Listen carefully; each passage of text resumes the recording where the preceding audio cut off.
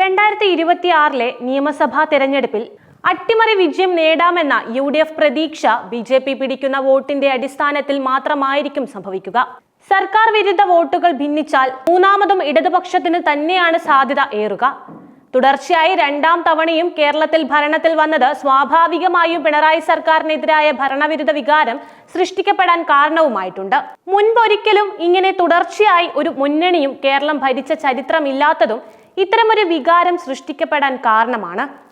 Social മീഡിയകളുടെ പുതിയ കാലത്ത് തുടർച്ചയായി ഭരണത്തിലെത്തിയിരിക്കുന്ന രാജ്യത്തെ ഏത് സർക്കാരും നേരിടേണ്ടി വരുന്ന വെല്ലുവിളി തന്നെയാണിത്. കേരളത്തിലാകട്ടെ ഭരണവിരുദ്ധ വികാരം ഉയർത്തിക്കൊണ്ടുവരുന്നതിൽ ഒരു പ്രധാന പങ്ക് മാധ്യമങ്ങൾക്കും ഉണ്ട്. ഇവിടെ വാർത്താ മാധ്യമങ്ങൾ മാത്രമല്ല, സോഷ്യൽ മീഡിയകളിലും കൃത്യമായ മേധാവിത്വമുള്ളത് ഇടതുപക്ഷ വിരുദ്ധർക്കാണ്. പിണറായി വിജയൻ ഉൾപ്പെടെയുള്ള CPM നേതാക്കളെ വില്ലന്മാരായി ജനങ്ങൾക്കിടയിൽ ചിത്രീകരിക്കുന്നതിൽ സോഷ്യൽ മീഡിയകൾക്കും വലിയ പങ്കുണ്ട്.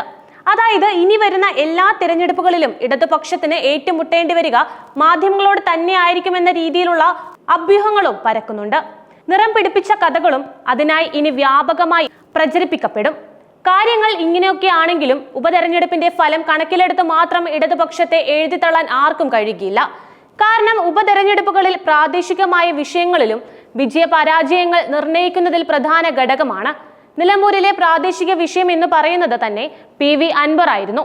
മാത്രമല്ല UDFന്റെ കുത്തക മണ്ഡലമായിരുന്ന നിലമ്പൂർ PV അൻവർ ഇടതുപക്ഷത്ത് എത്തിയപ്പോൾ പിടിച്ചെടുക്കാൻ കഴിഞ്ഞത് അദ്ദേഹത്തിന് വ്യക്തിപരമായ വോട്ടുകൾ കൂടി ലഭിച്ചുകൊണ്ടാണ്. 2 തവണ MLA ആയിരുന്നു എന്ന നിലയിൽ ജനങ്ങൾക്കിടയിൽ ഉണ്ടാക്കിയ സ്വീകാര്യതയും മാധ്യമങ്ങൾ വഴി നടത്തിയ ഇടപെടൽ വഴി ലഭിച്ച പ്രശസ്തിയും എല്ലാം PV അൻവറിന്റെ പെട്ടിയിൽ വീണപ്പോഴാണ് 20,000-ന് അടുത്ത വോട്ടുകൾ അദ്ദേഹത്തിന് സമാഹരിക്കാൻ കഴിഞ്ഞിരിക്കുന്നത്. ഈ രീതിയിലുള്ള ചർച്ചകളാണ് സമൂഹത്തിൽ പടർന്നിരിക്കുന്നതും. അതുകൊണ്ടാണ് ആര്യാടൻ ഷൗക്കത്തിലൂടെ UDFന് വിജയിച്ച് കയറാൻ കഴിഞ്ഞിരിക്കുന്നത്. എന്നിട്ട് പോലും CPMന്റെ അടിസ്ഥാന വോട്ടുകൾ ചോർത്താൻ UDFന് കഴിഞ്ഞിട്ടില്ല എന്നതും ഈ ഘട്ടത്തിൽ നാം ഓർക്കേണ്ടതുണ്ട്. എന്നാൽ തദ്ദേശീയ തെരഞ്ഞെടുപ്പിലേക്കും 2026ലേക്കും എത്തുമ്പോൾ ഈ ചിത്രം മാത്രമല്ല, അവിടെ ശക്തമായ പ്രകടനം കാഴ്ചവെക്കാൻ ഇടതുപക്ഷത്തിന് കഴിയും എന്ന വാശിയേറിയ ചർച്ചകളും പുരോഗമിക്കുന്നുണ്ട്. താഴെ തട്ടു മുതൽ സംഘടനാ സംവിധാനം ഏറ്റവും ശക്തമായിട്ടുള്ള പാർട്ടി CPM തന്നെയാണെന്ന് പറയാം. കോൺഗ്രസിന്റെ ന്യൂനത തിരിച്ചറിഞ്ഞാണ് സംഘടന തെരഞ്ഞെടുപ്പ് നടത്തി സെമി കേഡർ പാർട്ടിയാക്കി മാറ്റുമെന്ന് K സുധാകരൻ മുൻപ് പറഞ്ഞിരുന്നത്. എന്നാൽ KPCC അധ്യക്ഷ സ്ഥാനം ഒഴിയും വരെ ഈ കാര്യത്തിൽ ഒരടി മുന്നോട്ട് പോകാൻ അദ്ദേഹത്തിനും കഴിഞ്ഞിട്ടില്ല. ഇപ്പോഴത്തെ സംഘടനാ സംവിധാനം വെച്ച് ഉപതെരഞ്ഞെടുപ്പ് പോലെ എളുപ്പത്തിൽ വിജയിക്കാൻ പൊതു തെരഞ്ഞെടുപ്പുകളിൽ കോൺഗ്രസിന് സാധിക്കുകയുമില്ല. നേതൃത്വം ഭംഗിയായതുകൊണ്ട് മാത്രം കാര്യമില്ലെന്നും അടിത്തറ ശക്തമാക്കിയില്ലെങ്കിൽ മുകളിലുള്ള ഭംഗി കുത്തനെ താഴേക്ക് പോകുമെന്നും AICC ജനറൽ സെക്രട്ടറി KC വേണുഗോപാലിന്റെ മുന്നറിയിപ്പിൽ തന്നെ ഇക്കാര്യം വ്യക്തവുമാണ്.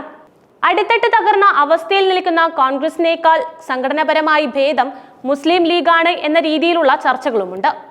അവർക്ക് സ്വാധീനമുള്ള മേഖലകളിൽ സംഘടന ശക്തവുമാണ്. അതുകൊണ്ട് തന്നെ വിഭാഗീയത പൊട്ടിപ്പുറപ്പെട്ടില്ലെങ്കിൽ ലീഗിന്റെ സ്വാധീന മേഖലകളിൽ വോട്ട് പിടിക്കാൻ അവർക്ക് കഴിയുകയും ചെയ്യും.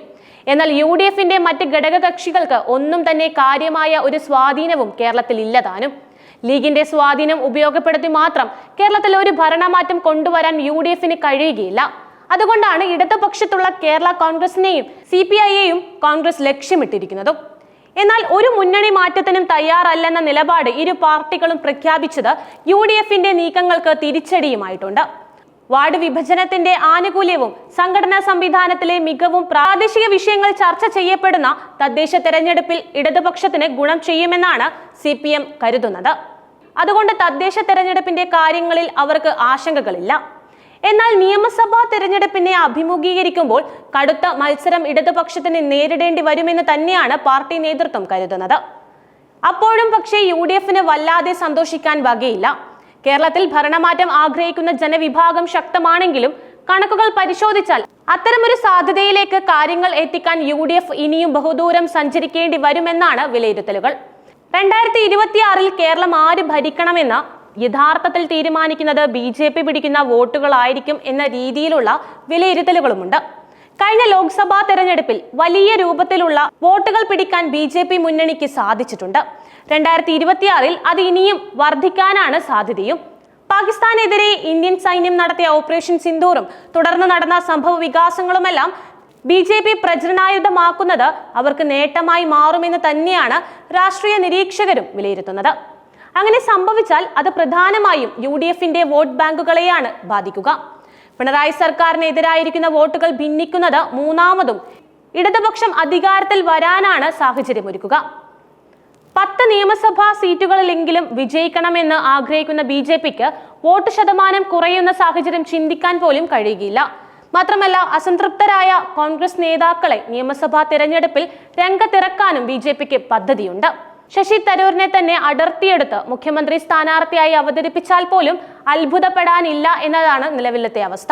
കഴിഞ്ഞ ലോക്സഭാ തെരഞ്ഞെടുപ്പിൽ കോൺഗ്രസിന്റെ കോട്ട തകർത്താണ് നടൻ സുരേഷ് ഗോപി 2019 ലഭിച്ചതിനേക്കാൾ 1,18,516 വോട്ടുകൾ കൂടുതൽ നേടി തൃശൂരിൽ നിന്നും വിജയിച്ചിരിക്കുന്നത്. ഇവിടെ പ്രധാനമായും ചോർന്നിരിക്കുന്നത് കോൺഗ്രസ് വോട്ടുകൾ തന്നെയാണ്. 3ാം സ്ഥാനത്തേക്കാണ് K മുരളീധരൻ തള്ളപ്പെട്ടത്. വയനാട്ടിൽ രാഹുൽ ഗാന്ധിക്കെതിരെ മത്സരിച്ച K സുരേന്ദ്രനും BJPയുടെ വോട്ട് വിഹിതം വലിയ രൂപത്തിൽ വർദ്ധിപ്പിച്ചിട്ടുണ്ട്. കണ്ണൂർ, പാലക്കാട്, കൊല്ലം എന്നിവിടങ്ങളിലും BJPയുടെ പ്രകടനം മെച്ചപ്പെടുത്തിയിട്ടുണ്ട്. പത്തനംതിട്ടയിൽ അനിൽ ആന്റണിയെ മത്സരിപ്പിച്ചത് കൊണ്ട് മാത്രമാണ് തിരിച്ചടി കിട്ടിയിരിക്കുന്നതും. ആറ്റിങ്ങലിൽ 3ാം സ്ഥാനത്തെത്തിയ V മുരളീധരൻ ഇരു മുന്നണികളെയും അമ്പരിപ്പിച്ചിട്ടുണ്ട്. 2019 BJPയുടെ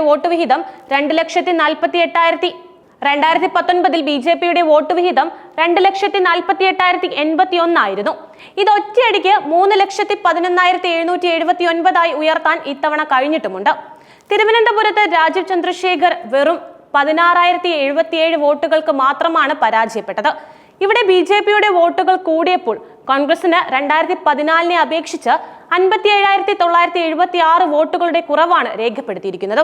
കേരളത്തിലെ ഭൂരിപക്ഷം നിയമസഭാ മണ്ഡലങ്ങളിലും BJPക്ക് ഇപ്പോൾ തന്നെ കാര്യമായ വോട്ടുകളുണ്ട്. അത് കൂടുകയല്ലാതെ ഒരിക്കലും കുറയാൻ പോകുന്നുമില്ല.